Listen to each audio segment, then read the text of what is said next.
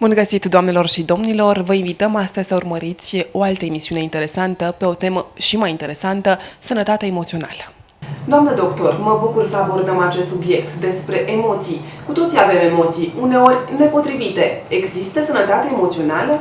Sigur că da, ca orice altă sănătate. Și este și titlul acestei emisiuni. Se referă la corpul emoțional în special, dar și la maturitatea emoțională. Trebuie să știți că noi putem să creștem, putem să evoluăm în înălțime, de exemplu, putem deveni inteligenți, dar putem să rămânem la fel de bine imaturi, emoțional, cu reacții, de exemplu, la 40 de ani, ca la 12-14 ani de adolescență. Chiar am văzut cazuri. Te surprind cum pot oamenii inteligenți să reacționeze ca niște copii. Inexplicabil, nu? În popor se spune că seamănă cu tatăl încăpățânat sau plângăcioasă, temătoare, ca mama. Aștia nu sare departe de trunchi. Da, este un proverb românesc într-adevăr. Asta ar însemna că se transmit genetic, din generație în generație. E ca o boală emoțională. Da, dar la prima vedere într-adevăr așa apare, dar o să vedem astăzi că nu este chiar așa. Că nu contează de fapt cine te face, cine te naște, ci contează cine te crește mai mult decât atât. Adică învățăm greșit să lucrăm cu emoțiile. În copilărie depinde cine ne crește. Exact. Să-l ascultăm pe Bruce Lipton. El are o părere foarte interesantă, științifică, despre acest lucru.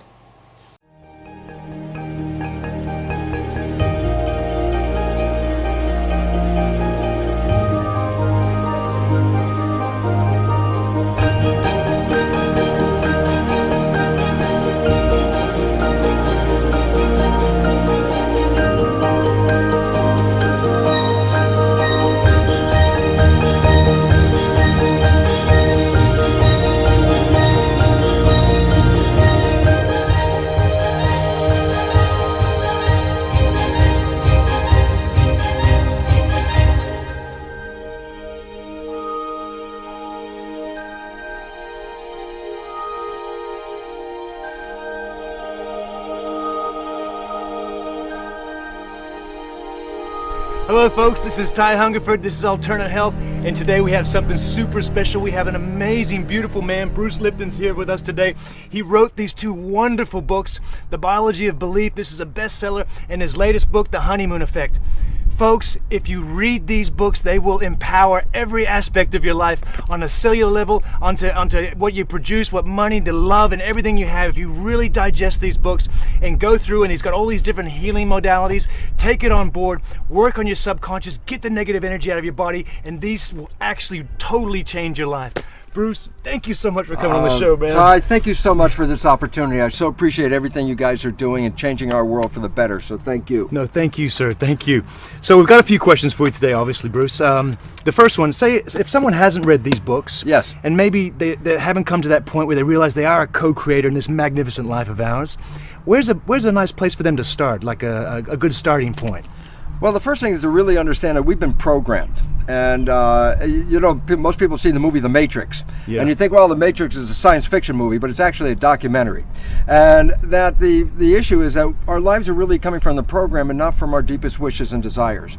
So once we understand the difference between the programming and our conscious mind, which is really where we live, then we begin to take an opportunity to let go of the program and start to live from your deepest wishes, desires, and aspirations. And you can change your life instantaneously with this process. Wow. So this is it. I mean, I was teaching in a medical school. Yeah. And I was teaching the concept about genes, and everyone, of course, has heard about genes, and they believe that genes control their lives, So running in my family is diabetes, Alzheimer's, cancer, whatever it is, and they say, oh my goodness, I'm a recipient of such genes, and this is going to be my life. And this is a belief of victimization of heredity. It's running in my heredity, and I'm going to get these genes, and I can't control it. There's a new biology that switches this whole thing around because it reveals that genes don't control our lives. It's our perceptions and our response to the environment. It's the environment that influences the genes. Well, the relevance about that is since we can change our perceptions and we can change our environment, then we're not victims, we're actually masters. But we have to know that. We have to really come from an understanding that we are creating our lives, because if your belief is you're a victim, its belief is translated into biology. You become a victim if that's what you believe. Yes, sir. So you kind of proved scientifically and biologically that the proof of that we in fact are in control of our genes, that our genes aren't controlling our lives. Can you give us a brief sort of bird's eye view of how you proved that, Bruce? Yeah, it's a wonderful, simple experiment.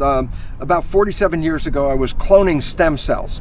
Now, about 47 years ago, there's only a handful of us in the whole world even knew what a stem cell is. A stem cell is an embryonic cell in your body. And the reason why we have all these embryonic cells is because cells have a life and they die. And if we can't replace the cells, then it won't be very long before all our cells die and then we're gone. So a stem cell is a multi-potential embryonic cell. Here's the work, simple. I get one stem cell, put it in a dish by itself, and it divides every 10 hours. So first 1, and then 2, 4, 8, 16, and the cells keep going. After a week, I've got 50,000 cells in the Petri dish. But here's the most important point. They all came from one parent. So there are 50,000 genetically identical cells. Okay, now here's the experiment. Yeah. I take that community and I break them up into 3 different Petri dishes, and I change the environment a little bit in each dish. Now, cells are like fish. They live in a fluid, so I create like an aquarium with all the things they need to live in it. That's called the environment. And I change the composition of the environment a little bit in each dish, okay? What happens is in dish 1, I get muscle cells. In dish 2, I end up with a different environment, get bone cells. In dish 3, yet a different environment, I end up with fat cells. Well, the whole point was this. What controls the fate of the cells? And you say, well, genetics. I go, no. They're all genetically the same. Yes. So the fate of the cell wasn't determined by the genetics, it was determined by the environment, okay? And so the information in the environment is really what's involved with selecting our genes. So people say, well, okay, that's really nice. You got cells in a plastic dish. What the heck does that have to do with me? And I go, well, here's the fun part. You look in the mirror, Ty, you see this handsome guy looking back, you say, that's Ty, that's me, and I'm a single human being, a single organism. I go, a slight misperception for this reason. You are not a single entity. You are made out of 50 trillion cells. The cells are the living entity. You, by actual biological definition, you're a community. So you're a community of 50 trillion cells. And so the fun part is you're a skin-covered petri dish with 50 trillion cells inside. And you have an environment, a culture medium, and it's called blood. And the chemical composition of the blood determines the fate of the cells. That's what happened in my plastic dish. So to a cell, does it make a difference if it's in the plastic dish or the skin dish? No, it's still going to read the environment.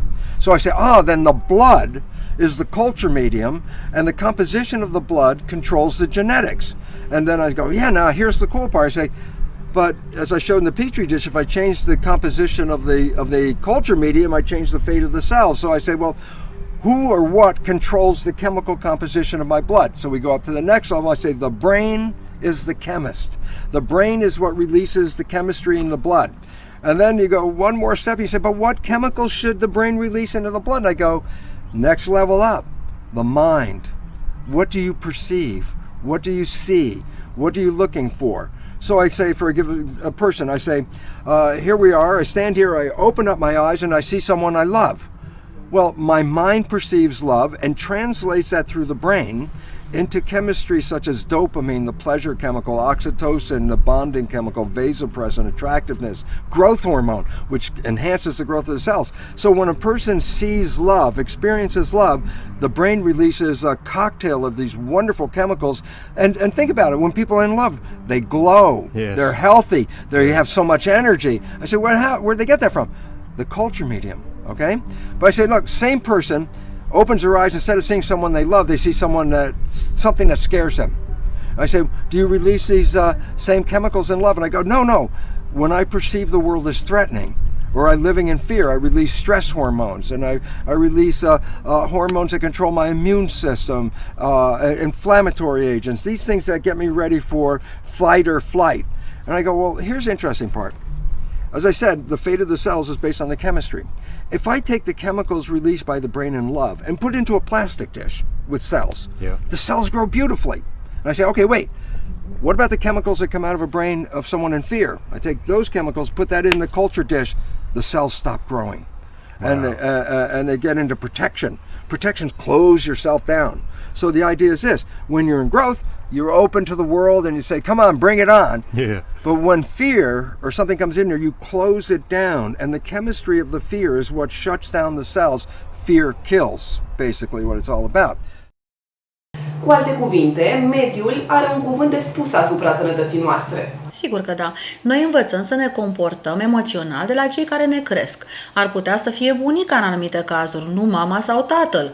Și atunci devenim emoțional ca bunica. Copiem un tipar emoțional și devenim bolnavi emoțional dacă acea persoană de la care am copiat, de exemplu, are o dizarmonie emoțională. Puteți să ne dați exemple de boli emoționale? Sigur că da, anxietatea, de exemplu.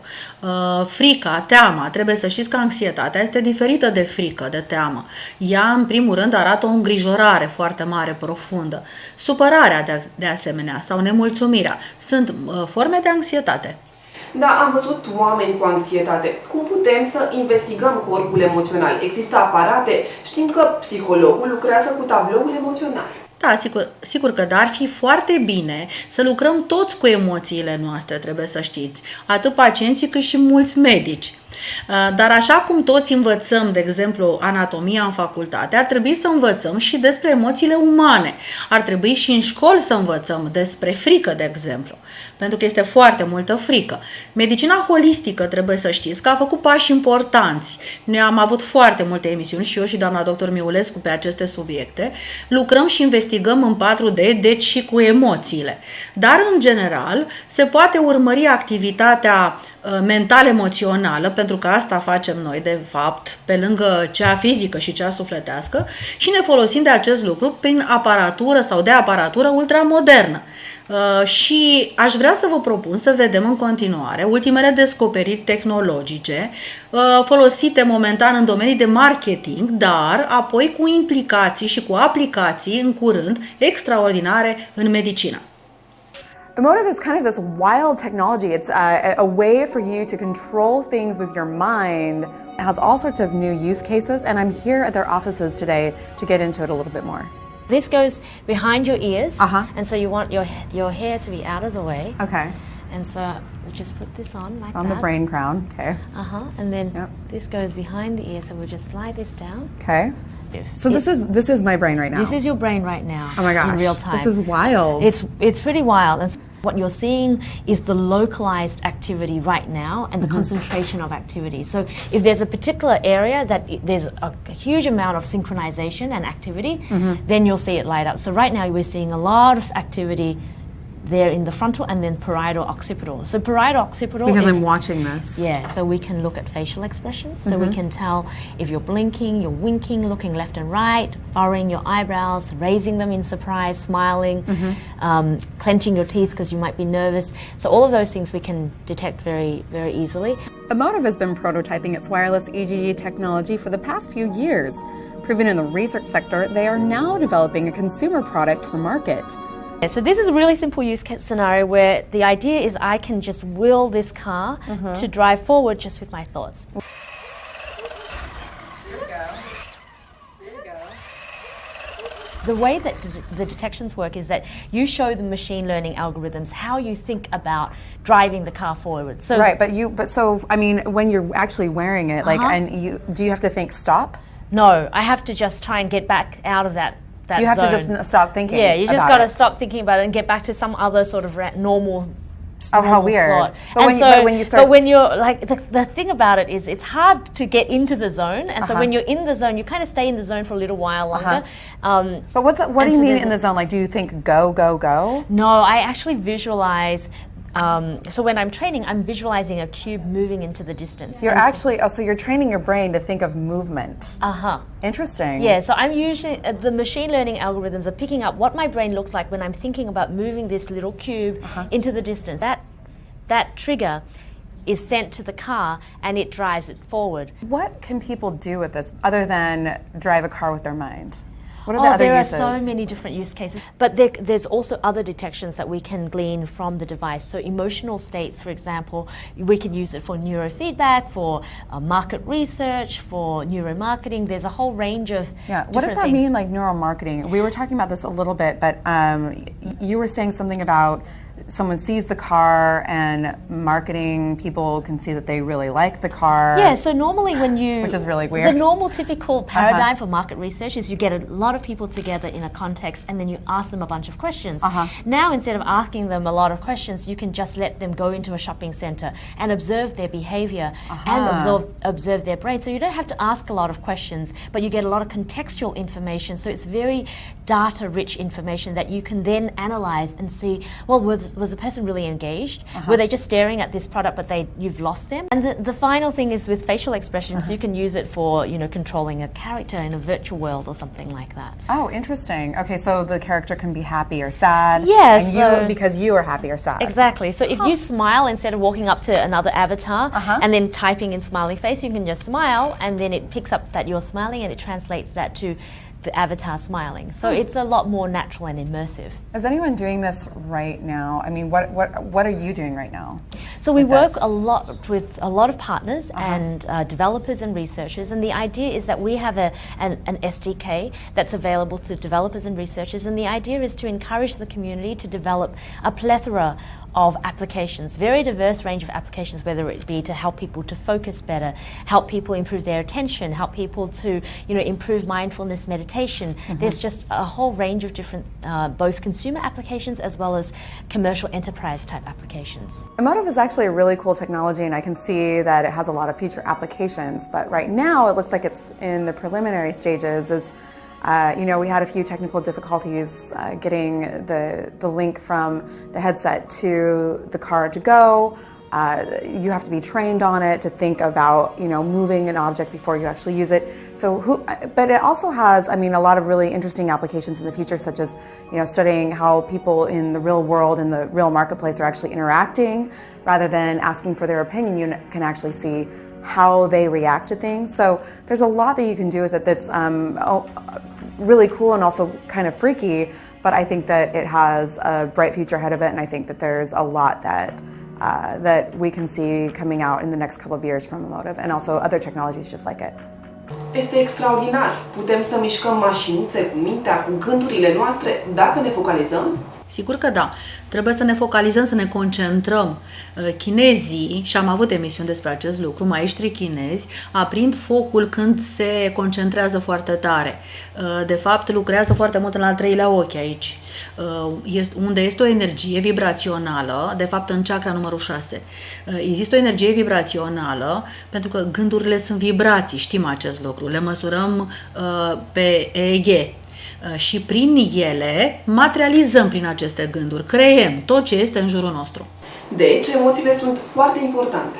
Mai mult decât credeți. Trebuie să știți că ele, calitatea lor de fapt, energia lor, pentru că sunt energii, pot înclina balanța între un corp sănătos și un corp bolnav. Ar fi important atunci să le cunoaștem, să le măsurăm, să le transformăm, dacă nu sunt bine. Sigur că da. Gând la gând cu bucurie, pentru că chiar doream să vă prezint un astfel de aparat care măsoară harta emoțională a pacientului. Și arată ce emoții avem? Sigur că da, ar fi interesant să le vedeți și dumneavoastră, mai ales pe cele negative. Și aș vrea să arătăm aici, dacă putem să facem un cadru, cum arată aceste emoții. Așa arată, de exemplu, harta emoțională, aceasta de aici pe care o vedem, la un pacient. E un pacient mai în vârstă. Și aș vrea să măresc acum un pic, să putem să detaliem, să discutăm un pic. Ia uitați, ce arată aici? Este o emoție, acesta care este prea mult roșu, acesta prelung, intens, este o emoție, dacă ne uităm, de rușine. Ce înseamnă acest lucru? Că persoana face în așa fel, face toate eforturile încât să nu se facă de râs la cei din jur. Deci asta este cel mai important lucru pentru acea persoană, să fie o persoană corectă și nu cumva să râdă lumea de el. Dar lucrul ăsta îl costă foarte mult, o energie foarte multă. O să vedem că lucrul acesta are legătură cu inima. Și bănuiesc că persoana are o problemă cardiacă. Deci persoanele care merg după acest tipar emoțional, acest lucru conduce la boli de inimă, chiar destul de complicate. O a doua emoție pe care o vedem aici, aceasta, este a te complace. A te complace înseamnă că tu ești o persoană care are anumite limite și nu mai vrei nu mai poți să crești, nu mai poți să evoluezi. E un fel de resemnare, să zicem. Și într-adevăr, persoana este o persoană resemnată, adică e ca și când a pus armele jos, nu mai luptă, nu mai crede în minuni, să zicem, știți? Deci nu mai crede în miracole. E un lucru foarte interesant și acest lucru arată și un fel de tristețe, cumva asociată. Apoi apare tens, care tens înseamnă, observăm, încordat. Adică este o persoană care este mereu, cum să spun, la 380 în loc de 220. Deci este o persoană în superactivitate, este permanent în transă de muncă foarte multă, pentru că următoarea, de exemplu, este grid. Grid înseamnă lăcomie și nu că ar fi o lăcomie de bani, că lăcomia poate să fie de foarte multe lucruri. Poate să fie în cazul acesta lăcomie experimentală, adică își dorește să trăiască intens. Și o să vedem că acest lucru duce la multă muncă. Persoana muncește foarte mult. Deci avem așa, o persoană care muncește foarte mult, cu o persoană care este foarte tensionată, care nu prea stă, nu se relaxează, încearcă să dea bine în ochii celorlalți, să se simtă bine, el nu se simte bine, dar ceilalți să aibă o părere foarte bună și de asemenea ceva resemnată legat de lucrurile care se întâmplă în jurul lui și în viața lui. Cam așa arată. Acum e foarte interesant că de la pasul acesta trecem la următorul pas, de exemplu pe meridianele de acupunctură. Ce credeți că o să vedem pe meridianele de acupunctură? O să vedem că sunt anumite meridiane dereglate în funcție de aceste emoții. Și de exemplu ce vedem aici? Vedem că e un rezumat aici, este o problemă pe inimă, cum spuneam, uitați, este dereglat meridianul inimii și pericardul, care e tot un meridian legat de vasele coordonate de către inimă, rinichiul, că era și frică, și de asemenea vasul guvernor, care înseamnă faptul că deja a depus armele, adică este o persoană resemnată. Cu alte cuvinte, organele noastre se îmbolnăvesc datorită unor emoții care sunt disfuncționale. Noi, dacă cunoaștem aceste emoții și vedem că ele nu sunt bune, putem să le corectăm. E foarte interesant. Dar este extraordinar, este ceva neobișnuit să ne cunoaștem propriile emoții. Da, și să vedem că nu sunt bine. Și dacă vedem că nu sunt bine, putem apoi să le conștientizăm, să înțelegem că avem un tipar greșit emoțional, copiat de la bunica, știți cum povesteam, sau mă rog, de la alte rude, sau poate chiar de la un părinte, și să învățăm alt tipar, să-l modelăm pe vechiul tipar și să-l upgradăm încât să fie din ce în ce mai bun și corect. Se poate? Sigur că da, se poate, prin exercițiu se poate, până devine, să zicem, reflex, pentru că și primul l-am învățat când eram mici și a devenit reflex și acum nu scăpăm de el, știți? Deci facem un alt reflex sau învățăm să fie din nou ceva foarte bine, un nou program, care pe măsură ce exersăm, el va funcționa automat și devine și el la rândul lui reflex. De ce este important să avem emoții potrivite, benefice? Pentru că, știți, sunt energii joase și energii înalte. Anumite emoții, de exemplu, emoția de bucurie, este o energie foarte înaltă. Foarte înaltă. Știți cât este frecvență foarte mare, de exemplu, peste 500 de herți. Iar, de exemplu, vinovăția are 30. Adică sunt frecvențe înalte și joase. Și doar nu vreți să aveți frecvențe joase, că nu este benefic, pentru că vă îmbolnăviți. Deci, în primul rând, ca să fim sănătoși, trebuie să învățăm să lucrăm cu emoțiile pozitive. Dar o să vedeți că este foarte important să avem relații bune și ca să avem relații bune, trebuie să avem emoții bune și să știm să le cultivăm între noi și cei din jurul nostru. I'm Joe. Oh, David, nice to meet you. Nice to meet you too. I like your... Oh, thank you. It's like infinity. I feel nervous. Do you feel nervous? I don't know what we're doing. He's so white.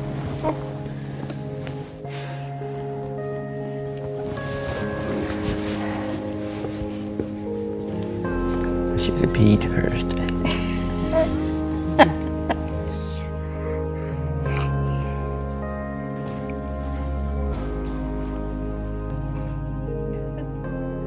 What you mean staring at each other's, looking into each other's eyes? Doesn't seem natural. 4 minutes is a long time. No other instructions on it? No, I have to look in your eyes. Yeah, that's it. That's it. Just get ready, my age.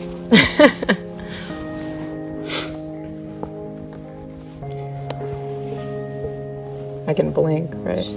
That's just I'm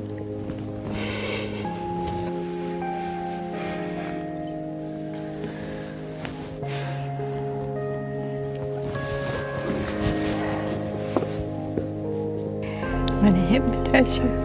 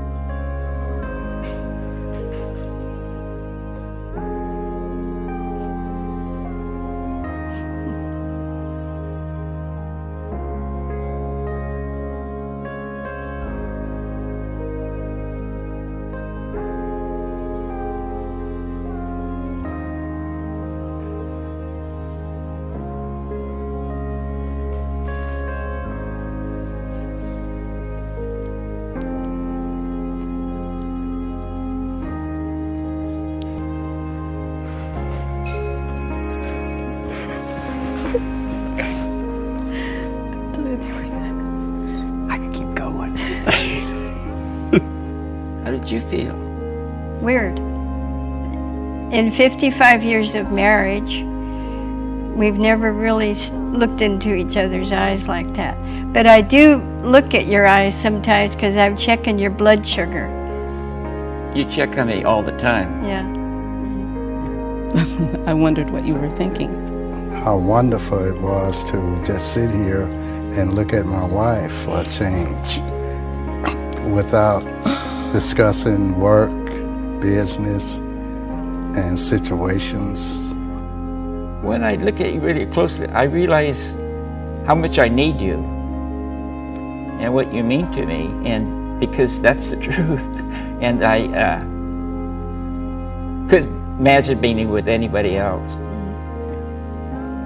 It's pretty interesting to be able to sit in front of someone that you don't know and just like, look 10 minutes at ago. Yeah, and just feel like you can't not see each other. Yeah, it's like we can walk away and Yeah, let's like, go have a drink. Oh, that's nice to meet you. I feel like we can get right to the dance floor after something like this.